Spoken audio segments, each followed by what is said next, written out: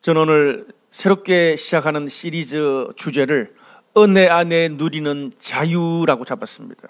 그러면서 첫 번째 시간으로 은혜 안에 누리는 자유라는 제목으로 함께 말씀을 나누겠습니다. 지구상에 있는 많은 생명체들에게는 귀소 본능, 회귀 본능이라는 게 있다고 합니다. 이 귀소 본능, 회귀 본능이 뭐냐 하면 아무리 멀리 떨어져 있어도 자기가 태어나고 자란 보금자리로 다시 돌아오는 습성, 그것을 귀소 본능이라 그럽니다. 여러분 잘 아는 것처럼 대표적인 것이 연어입니다. 연어는요 2만 킬로미터를 헤엄쳐서 자기가 태어난 산란한 그 곳으로 다시 돌아가서 알을 낳고 죽는다고 합니다. 귀소 본능, 그러면 철새들도 귀소 본능이 굉장히 강합니다. 특별히 극제비 갈매기라는 그런 철새가 있는데, 이 극제비 갈매기는 북극에 있는 툰드라 지역에서 태어나고 자랍니다. 그리고 이 성체가 되어서 남극까지 이동을 한다 그래요. 이동한 다음에 다시 고향인 북극으로 돌아온대요. 이동 거리가 무려 96,000km, 지구를 거의 2바퀴 정도 도는, 지구상에 있는 생명체 중에 가장 긴 거리를 이동을 한다 그래요. 이 귀소 본능과 관련해서 몇 년 전에 우리나라에서 재미있는 좀 흥미로운 실험이 있었습니다. 베트남 해역에서 살던 이 바다 거북 암컷을 우리나라에 사는 수컷과 이 인공 수정을 시켜서 이 바다 거북 어린 이 개체가 태어났습니다. 그 어린 바다 거북에게 인공 추적기를 달고 제주 앞바다에서 이 방류를 했대요. 그런데 놀랍게도 90일 뒤에 3,847km를 헤엄쳐서 베트남 해역에서 살고 있다는 것을 알게 됐습니다. 거기서 자란 것도 아닌데 자기 그 어머니가 베트남 그 해역에서 자랐으니까 그 DNA가 있어서 그런지 몰라도 그쪽으로 귀소 본능한 거죠. 참 신기합니다. 동물만이 아닙니다. 인간에게도 영혼의 귀소 본능이 있습니다. 한 번도 본 적이 없지만 자신의 존재가 시작된 창조주 하나님을 향한 끊임없는 의문, 동경, 고민이 인간들에게 있습니다. 그리고 언젠가는 죽어서 그 우리를 만드신 하나님께로 돌아가는 것이 인생입니다. 그래서 이 어거스틴은요, 인간의 영혼이 하나님 앞에서 안식을 찾기 전까지는 진정한 평안은 없다. 늘 불안한 상태로 살아간다. 그런 말을 했습니다. 문제는 우리가 얼마나 빨리 이 영혼의 귀소 본능을 깨닫고 하나님께 돌아가서 하나님이 우리에게 주신 그 온전한 은혜와 행복을 누리고 사느냐, 아니면 지금 우리가 하나님 은혜 안에 이미 있음에도 불구하고 그것을 깨닫지 못하고 늘 곤고한 마음으로 살아가느냐, 그게 관건입니다. 저는 이번 주부터 은혜 안에 누리는 자유라는 새로운 시리즈 설교를 시작합니다.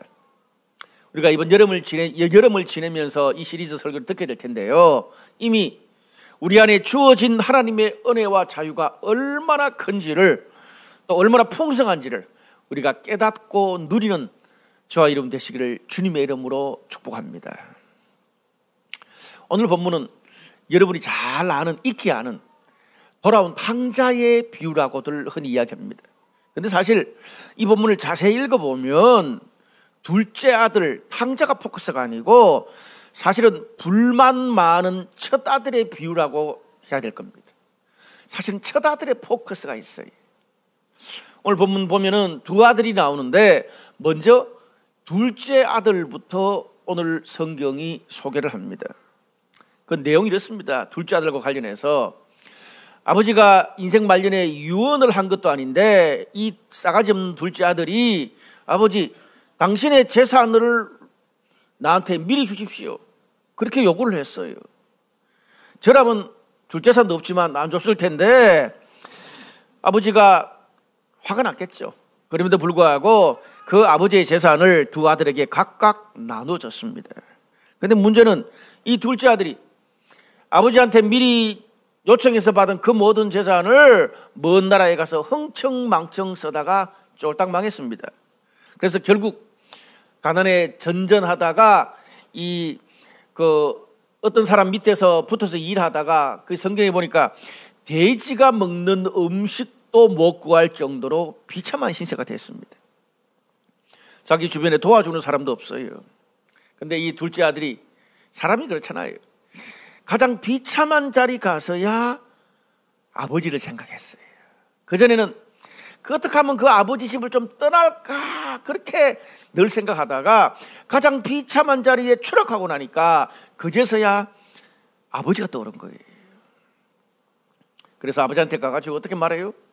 지금부터는 나를 아들이라고 생각하지 말고 품꾼으로 여기시고 나를 받아주십시오. 무슨 말입니까? 내가 얼마나 아버지한테 잘못했는지를 본인 스스로도 잘 알고 있는 거예요.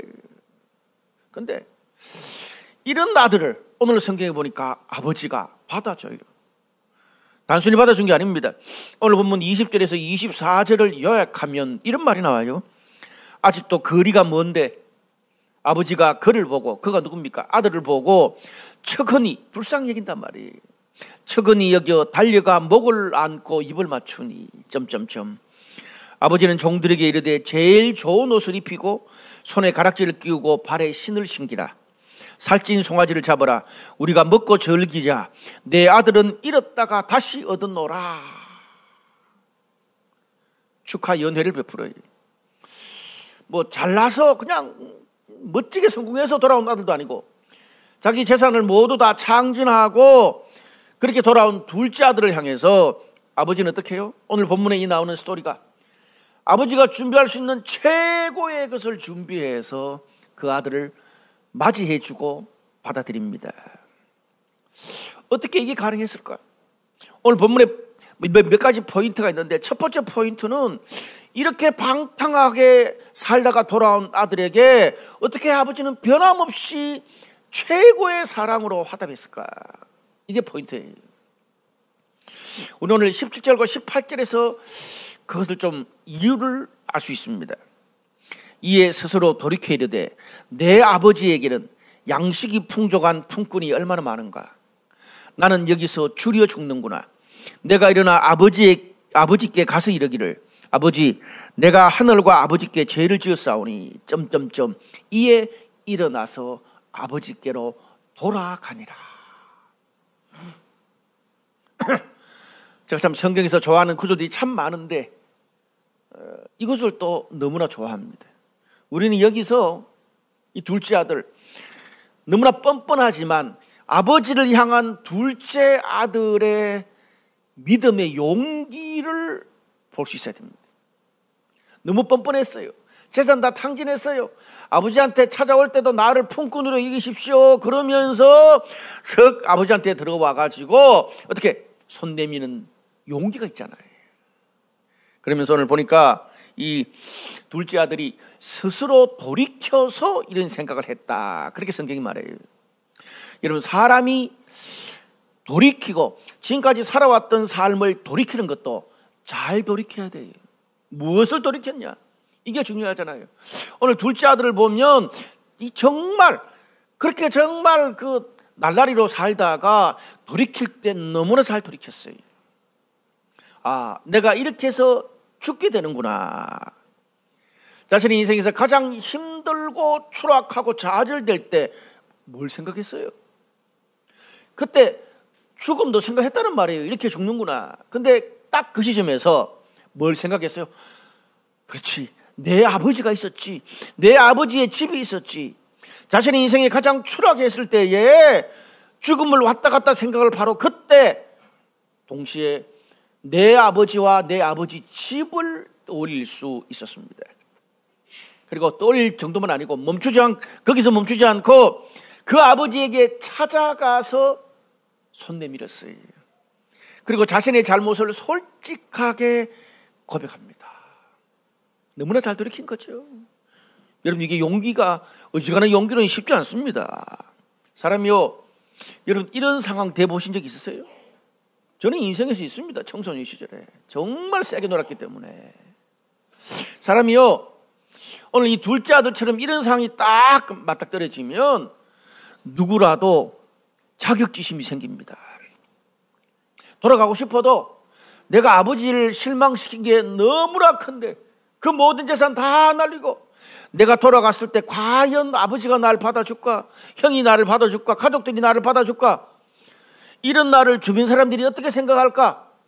내가 아버지 집에 이렇게 설상가상으로 잘 돌아가서 받아줬어. 그런데도 나의 이 더러운 성격, 이 뿌리 깊은 이 성격이 바뀔 수 있을까? 별의별 생각 다 들지 않았겠어요? 얼마나 생각이 많았겠어요? 그런데 오늘 본문을 보면 이 둘째 아들이 자신의 처지, 자신의 부끄러운 모습, 다른 사람들의 눈, 생각할 게 참 많았을 텐데 그 모든 것 다 내려놓고 아버지께 뭐라 그래요? 나를 어떻게 처분해도 좋으니까 나를 받아주기만 하십시오. 나를 받아주기만 하십시오. 오직 거기만 집중합니다. 그래서 오늘 둘째 아들에게 가장 많이 나오는 말이 뭐냐면 아버지에게는 아버지께 간다. 아버지라는 말이 가장 많이 나옵니다. 첫째 아들은요 달라요. 첫째 아들은 오히려 동생과 비교하는 말이 많이 나오는데 이 둘째 아들은 생각할 게 너무나 많음에도 불구하고 아버지만 붙잡습니다.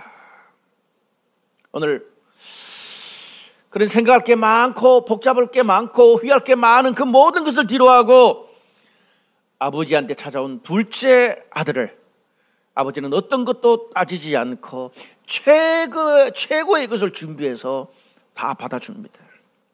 그리고 종이 아니라 원래 아들의 자리로 복귀시켜줍니다. 이게 오늘 둘째 아들에 대한 스토리예요. 여러분, 이게 만약에 친구 사이라면, 회사에서라면 가능했겠습니까?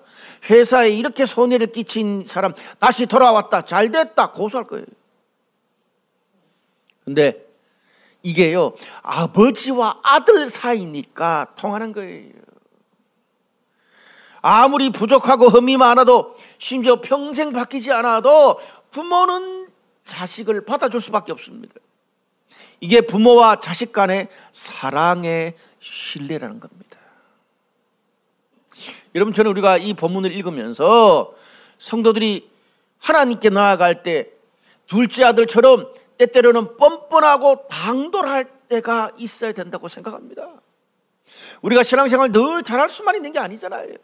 둘째 아들처럼 깨지고 쓰러지고 넘어지고 혼란을 겪을 때가 너무나 많잖아요. 그러더라도 그 마지막에게서는 뭐예요? 잘 돌이켜서 아버지한테 손 내밀 수 있어야 될 줄로 믿습니다. 흔히 우리 어린 자녀들, 청소년 때 이 자녀들이 꼭 하면 부모님한테 돈 달라 그러잖아요. 그리고 엄마한테 밥 차려달라 그러잖아요. 맡겨놓은 것도 아닌데. 근데 집에서 엄마 아빠가 줘요 안 줘요? 주잖아요. 여러분, 다른 데 가서 그러면 뺨때기 맞습니다. 근데 부모님한테는 집에서는 그게 통해요. 무슨 말입니까? 하나님과 우리 관계에서도 이 둘째 아들처럼 이 뻔뻔한 이게 통한다는 말입니다. 아버지고 아들, 딸이기 때문에 그렇습니다.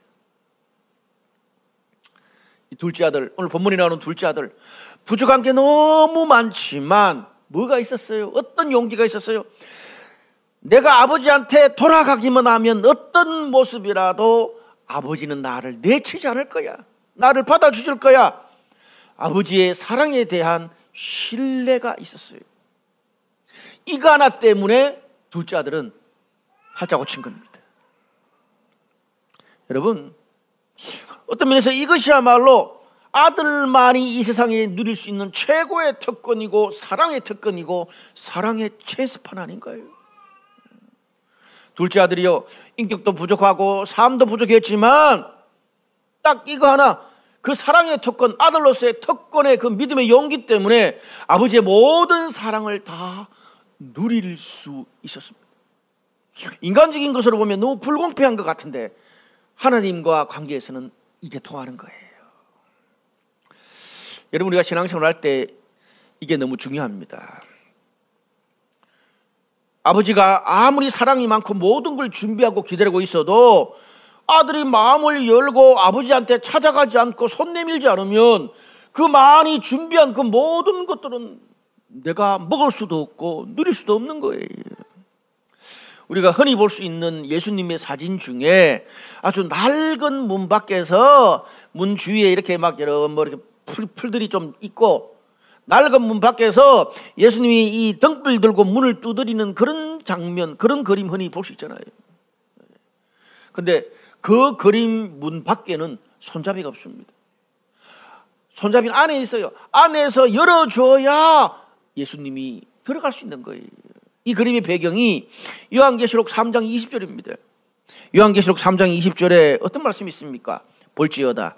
내가 문 밖에 서서 두드리노니 누구든지 내 음성을 듣고 문을 열면 내가 그에게로 들어가 그와 더불어 먹고 그는 나와 더불어 먹으리라. 예수님이 하나님이시잖아요. 그런데 그 예수님이 하늘 보좌 버리고 십자가에 우리 죄를 위해서 죽으시면서 성도들을 위해서 아무리 최고의 것을 준비하고 기다리실지라도 막상 사람이 마음의 문을 열고 주님께 손을 내밀지 않으면, 믿음의 고백을 하지 않으면 그 사랑을 받을 수도 없고 누릴 수도 없는 거예요. 우리가 예수를 처음 믿고 받아들일 때, 예수 영접할 때 어떻게 합니까? 먼저 내가 내 마음의 문을 열어야 주님의 그 사랑을 내가 받고 주님의 자녀가 될 수 있고 믿음의 화답이 될 수 있는 거잖아요. 그 말입니다. 먼저 신앙생활 하면서 주님께 손 내밀 수 있는 것, 내가 어떤 상황에 처하더라도 손 내밀 수 있는 것, 이것만큼 큰 용기가 없습니다. 우리가 평생 신앙생활 하면서 늘 기억해야 될 게 있습니다. 내가 아무리 부족하고 아무리 비참해져도 아무리 못 나와도 내가 하나님 아버지한테 가기만 하면 주님은 언제나 최고의 것으로 나를 맞아주신다. 내가 주님께 나아가기만 하면 늘 최고의 기쁨으로 나를 대하신다. 이런 하나님에 대한 사랑의 신뢰가 있어야 됩니다. 이런 사람은요, 믿음대로 은혜 받고 하나님의 사랑의 특권을 누립니다. 저는 이게 주님을 믿는 성도들이 가져야 될 영적 자아상 중에 가장 건강한 자아상의 그 첫 번째 덕목이라고 생각합니다.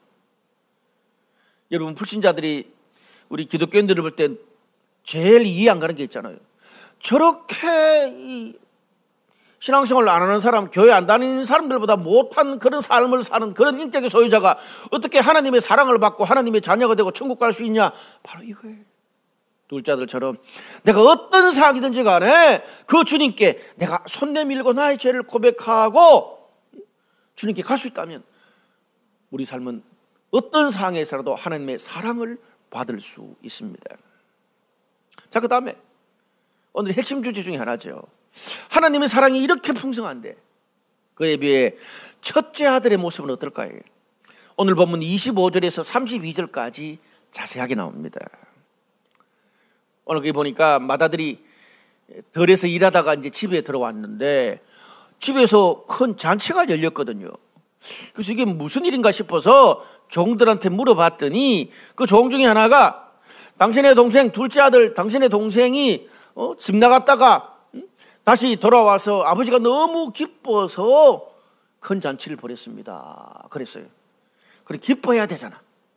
근데 오늘 본문에 보니까 그 얘기를 들은 형이 화가 좀 속된 말로 뿔따구가 나가지고 잔치에 참여도 안 하고 아버지한테 대던 거야. 아버지한테 비판한, 아버지한테 대던 말의 핵심 논지가 이거예요. 아버지, 나는 여러 해 동안 그 둘째 놈 그 나가고 난 다음에 여러 해 동안 아버지 일을 돕고 섬긴다고 이렇게 최선을 다했는데, 아니 나한테는 염소 새끼 한 마리 잡아가지고 친구들에게 파티도 한번 안 열어주면서 어떻게 저 동생 놈은 아버지 재산 가져다가 쫄딱 다 방탕하게 살다가 쫄딱 망해놓고 돌아왔는데 어떻게 그렇게 큰 잔치를 베푸십니까? 이게 핵심이에요. 이 D가. 아버지. 그러면 그동안 아버지 밑에서 착실하게 열심히 살고 봉사한 나는 뭡니까? 나를 이렇게 대하셔도 되는 겁니까? 뭐예요? 한마디로 섭섭병 걸린 거야. 섭섭병. 여러분, 이 세상에 섭섭병이 제일 무섭습니다. 약이 없어요. 제가 겪어보니까. 오늘 그 첫 번째 아들 그 말하는 논리가 틀린 말은 아니에요. 논리적으로. 근데 가족이잖아요, 지금. 그 첫째 아들 말에 대해서 아버지가 뭐라 그럽니까? 얘야, 너는 항상 나하고 있으니까 내 것이 다 네 거 아니냐. 누리면 되지. 근데 네 동생은 철없이 저렇게 살다가 잃어버렸다가 다시 돌아왔고 죽었다가 살아난 거 아니냐. 그러면 우리가 가족으로서 즐거워하고 잔치를 베푸는 게 마땅하지 않냐? 그러면 울어? 그러면 돌아왔다고 때려? 아버지가 이 잔치를 베푼 것에 대해서 이 27절에 보면 거기에 있는 종들도 이렇게 표현합니다. 아버지가 건강한 아들을 다시 볼 수 있게 되어서 잔치를 베푼 겁니다 라고 그 첫째 아들에게 종들이 그렇게 이야기해요. 잃어버린 그 아들, 건강한 아들이 되어서 돌아온 걸 보니까 잔치를 베풀었다는 거예요. 종들도. 그런데 우리가 오늘 본문에서 두 번째 중요한 포인트를 여기서 찾아볼 수 있습니다. 오늘 이 첫째 아들과 둘째 아들, 이 두 아들이 자신의 삶의 가장 중요한 시점에서 무엇을 가장 중요하게 생각했느냐, 이게 중요합니다. 먼저 나오는 둘째 아들 입장에서는 자신이 잘못한 게 너무 많잖아요. 어떻게 처우에도 할 말이 없어. 가족들이나 주위 사람들이나 자신에 대해서 얼마나 이 열등감과 자격지심이 많았겠어요. 그런데 이 둘째 아들, 제가 방금 말씀드린 것처럼 그런 수많은 것들을 다 내려놓고 자신을 받아줄 아버지한테 손 내밀고 그 아버지 집으로 돌아가는데 모든 걸 걸었습니다. 아버지 집에 돌아가고 난 다음에도 잔치를 베풀어주는 아버지를 보면서 밖에서 막 형이 막 소위 말해서 막 큰 소리로 막 저렇게 하고 있는 걸 들으면서 생각이 안 많았겠어요? 그런데 이 아들에게 다른 모든 것은 부수적인 문제였습니다. 가장 중요한 것은 아버지한테 돌아가는 거예요. 그런데 그에 비해서 첫째 아들은 오늘 그 집 나간 돌아온 이 동생이 돌아온 잔치를 벌이는 날에도 함께 기뻐하지 못하고 동생하고 자신을 비교합니다. 내가 얼만큼 아버지를 섬겼는데 자기 본전 생각합니다. 자기 본전 이야기합니다. 오늘 본문에 나오는 첫째 아들의 관심은 아버지나 아버지의 집도 아니고요, 가족들에게 좋은 일이 있었다, 축복받을 일이 있었다, 그것도 관심이 없어요. 그에게 중요한 것은, 첫째 아들한테 중요한 것은 아버지가 나를 어떻게 생각하냐, 아버지가 나를 인정하냐 아니냐, 무엇 때문에 인정하냐 아니냐, 거기에만 관심이 있었습니다. 첫째 아들이 늘 그런 식으로 생각을 하니까 오늘 아버지조차도 마지막에 뭐라 그래요? 내 것은 다 네 것 아니냐? 너는 지금 그 은혜 안에 아버지의 그 사랑은 있지 않냐? 무슨 말입니까? 아버지의 은혜와 특권과 사랑을 다 누릴 수 있는 환경 안에 살고 있지만 왜 정작 그것을 누리지 못하고 비교만 하고 있니? 첫째 아들은 그 아버지의 은혜와 사랑을 다 누릴 수 있음에도 불구하고 누리지 못하고, 내가 이만큼 했으니까, 잘하고 성공하고 여기서 최선을 다했으니까 아버지가, 다른 사람들이 나를 인정해 주겠지, 여기에 모든 관심이 있었습니다. 그러다 보니까 자신이 원하는 만큼 사람들이 나를 인정해 주지 않고 내가 준 만큼 돌아오지 않으면 섭섭해지는 거예요. 오늘 이 첫째 아들처럼. 여러분, 사람이 일단 이렇게 섭섭병이 딱 걸리면 매사 모든 것을 비교하고 부정적인 눈으로 세상을 볼 수밖에 없습니다. 여러분, 이런 생각이 기브 앤 테이크 사고방식이죠. 나쁜 게 아니에요. 기브 앤 테이크. 이건요, 비즈니스나 회사나 세상에서는 기브 앤 테이크로 살아야 돼요. 그런데 가족에게는, 적어도 신앙 공동체 관계에는 이게 통하지 않습니다. 이게 더 나아가서 은혜 받는데 나 자신을 가장 힘들게 하는 생각이 바로 이거예요. 기브앤테이크. 제가 이 문제로 정말 많은 고민을 했습니다. 여러분, 이 기브앤테이크로 신앙생활을 하면, 은혜로 사는 게 아니라 기브앤테이크로 신앙생활을 하면 얼마나 신앙생활이 힘든지 모릅니다. 하나님과의 관계에서도요, 내가 매일 큐티를 하고 매주일 예배를 참석하고 이만큼 섬기고 봉사를 했는데 왜 하나님은 내 삶이 잘 풀리지 않게 해주시냐. 신앙생활 하면서도 예배 드리면서도 늘 하나님 앞에 억울해요. 거기에 매여가지고 분명 그거 이외에 하나님이 주신 다른 은혜, 다른 수많은 섭리와 인도도 많은데 그게 안 보이고 봐도 나한테 와닿지가 않아요. 남의 떡이 더 커 보여요. 아니, 우리 셀의 저 사람은, 우리 찬양팀의 저 사람은 큐티도 안 하고 예배도 자주 빠지고 교회 봉사도 안 하는데 기도 응답도 잘 받지, 성진도 되지, 자식도 잘 되지. 하나님 이거 불공평하신 거 아니야? 이게 계속되면 급기야 셀에서나 아니면 교회에서 다른 성도들한테 축하할 그런 이야기를 듣고 막 그들이 기도 응답을 받았다 그러면 같이 기뻐해 줘야 되잖아. 같이 축복해 줘야 되잖아. 감사의 시간에 그런 이야기 하면 같이 기뻐해 줘야 되잖아. 근데 그런 생각은 온데간데 없고 딱 첫째 아들처럼 섭섭병이 걸려가지고 감사의 시간 막 하고 있는데 저 인간도 주시는데 하나님은 왜 나한테는 안 주시지? 그동안 하나님 열심히 섬기면서 살아온 나는 뭐야? 아무 소용도 없는 걸까? 때려칠까? 이런 생각이 스물스물 올라오기 시작합니다. 그렇게 잘 되는 사람을 보면 자기 기준에 자기보다 더 신앙생활 열심히 하지 않는데, 더 최선을 다해 살지 않는데 잘 되는 사람을 보면 괜히 누구한테 말은 못하고 질투가 나가지고 막 자존심 상해가지고 그 사람이 있으면 모임도 나가기 싫어요. 근데 간혹 그 사람이 어디서 실수했고 실패했다 소리 들으면 은근히 반가워. 말은 못해도. 여러분, 우리가 분명히 내가 잘나서 뭔가를 많이 이뤄서 능력이 많아서 하나님이 나를 사랑하는 것이 아니고 공동체가 나를 받아준 게 아니잖아요. 이 첫째 아들이 그렇게 열심히 살아서 그 집의 아버지 아들이 된 게 아니잖아요. 근데도 한 줌도 안 되는 그 내 능력, 내 커리어, 내 공로를 끊임없이 드러내면서 인정을 받아야 돼요. 오늘 이 첫째 아들이. 그게 안 되면 속상해하고 불평합니다. 사랑하는 여러분, 그런 첫째 아들 같은 내 모습을 보면서 여러분 힘드신 적은 없습니까? 저는 열등감이 많았던 사람이라 이런 적이 참 많았습니다. 우리가요, 이 문제가 해결되지 않으면 첫째 아들처럼 아버지 집에 늘 있으면서도 하나님의 은혜와 사랑 그 특권 늘 누리면서도 나는 늘 하나님의 사랑 특권 은혜를 못 누리는 사람으로 삽니다. 건강한 영적 자상이 될 수가 없어요.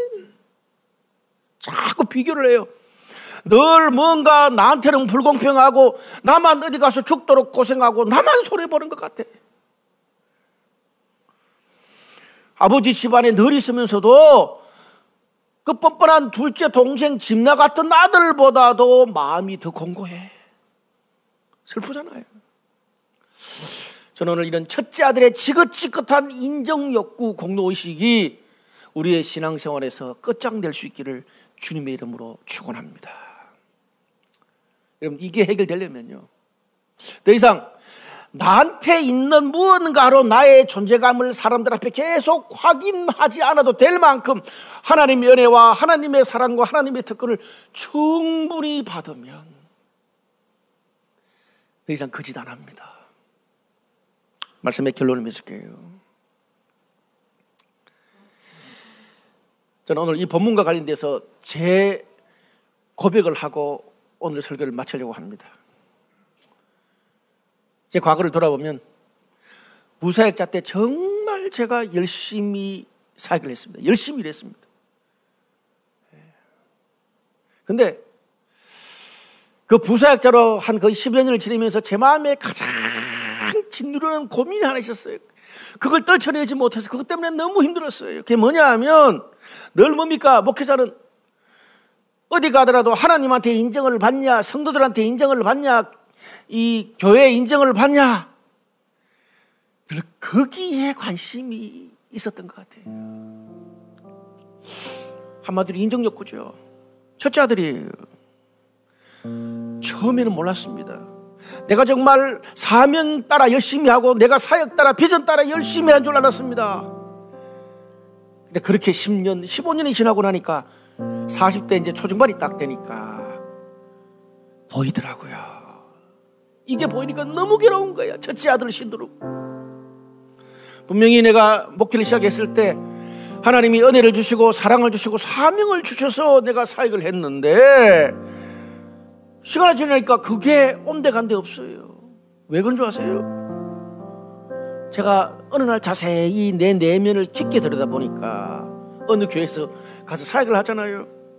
저 모임에서, 저 사역에서, 저 교회에서 사람들이 나를 얼마나 인정해 주냐 아니냐, 그게 중요하더라고요.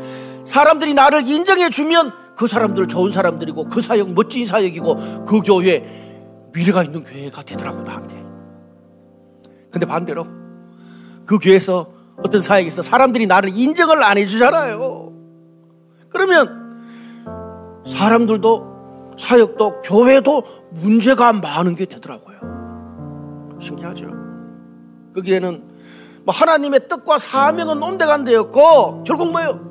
내가 사역자로서 인정받냐 아니냐가 나한테 중요한 게 돼버렸더라고요. 그러다 보니까 사역을 하면서 사람들이 나를 인정해 주지 않고 나의 목회 열매를 인정해 주지 않고 비난의 말을 들으면 참을 수가 없는 거야. 참을 수가 없는 거야. 내가 이 자리에 올 때까지 얼마나 숱한 고생을 했는데 그 이야기하고 있더라고요. 사람도요, 있는 모습 그대로 그냥 그 사람을 봐줘야 되잖아. 그게 진짜 어렵더라고. 그렇게 보는 게 아니라 저 성도가 나한테 우호적이냐, 나한테 긍정적이냐, 아니면 나를 비난하느냐, 나하고 부정적이냐, 이거로 그 사람을 평가하더라고요. 간혹요, 이런 생각하면 안 되는데 나한테 부정적이고 나를 너무 힘들게 하는 사람한테 큰일이 생기면 어떤 마음이 슬그머니 든 줄 아세요?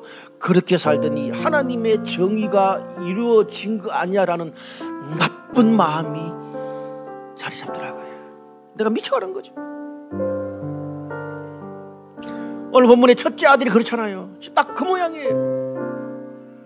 동생이 돌아온 그 모두가 잔치하는 동네 잔치가 벌어지는 그날에 심지어 피 한 방울 안 섞인 종들도 기뻐하는데 뭐라 그래요? 잔치 참여도 못하고 밖에서. 그럼 나는 뭐야? 내가 아버지한테 예전에 이런 일 이렇게 해줬는데 나는 뭐야? 과거를 소환하고 있어요.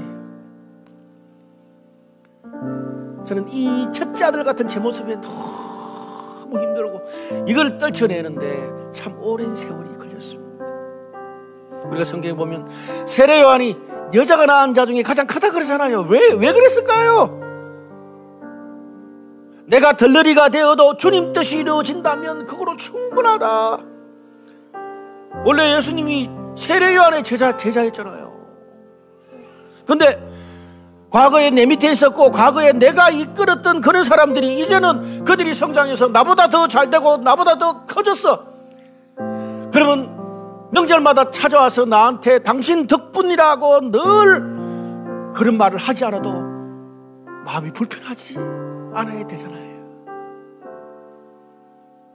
이제는 내가 나이가 들어가는 내가 그들한테 배워야지. 세례 요한처럼 이런 겸손과 성숙함이 나의 인격, 나의 영혼, 나의 삶에 자리 잡을 수 없을까요? 우리가 언제까지 첫째 아들의 그 공로, 커리어, 그 이야기만 계속 한국교회 가장 큰 문제가 뭔지 아세요? 위로 올라가면 올라갈수록 나이가 많이 들면 들수록 그 이야기야. 첫째 아들이죠. 사람을 대할 때 나한테 우호적이냐 부정적이냐 상관없이 그냥 그 사람이 있는 그대로 그 모습 보고 축복하고 또 돌아올 것 생각하지 않고 아무런 대가 없이 그냥 함께 기뻐하고 함께 설패해 줄 수 없을까? 그게 신앙생활이잖아요.